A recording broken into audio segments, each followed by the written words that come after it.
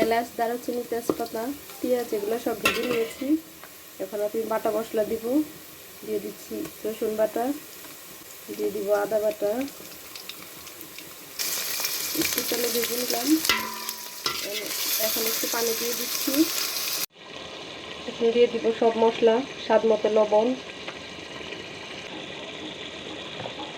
ধনিয়া গুঁড়ি, গরম মশলার গুঁড়ি, মরিচের গুঁড়া, শেষে কয়েকটা কাঁচামরিচ। এখন আমি ভালোভাবে মশলাটা কষিয়ে নিব। মশলা ভালোভাবে কষানোর জন্য একটু পানি দিয়ে দিব।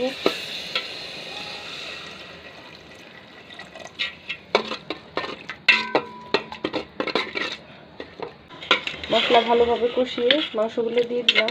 একটু নেড়ে চেড়ে দিব। নেড়ে এবার ঢাকনা দিয়ে ঢেকে দিব। গাইস, দেখি আমার মাংসটার কি অবস্থা।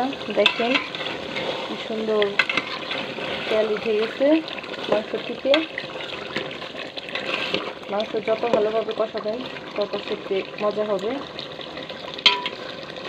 আর একটু কষাবো, চুলাটা একটু আঁচ কমিয়ে আর একটু কষাবো। আর একটু ঢেকে দিচ্ছি, আর একটু কষুক। গাইস, দেখি আমার মাংসের কি অবস্থা। দেখেন গাইস, কি সুন্দর তেল উঠে গেছে, কত ভালোভাবে মাংসটা কষানো হয়েছে।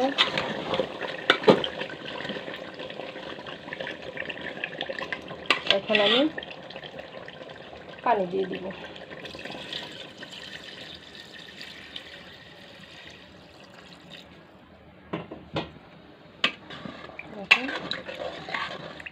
মাংস ভালোভাবে কষিয়েছি তো বেশি পানি দিব না।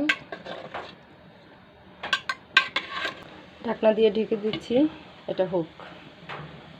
দেখি আমার মাংস রান্নার কি অবস্থা। দেখেন প্রায় হয়ে গেছে, একটু ঝুলঝুল রাখবো। তাই হয়ে গেছে, আর একটু ঢেকে দিব।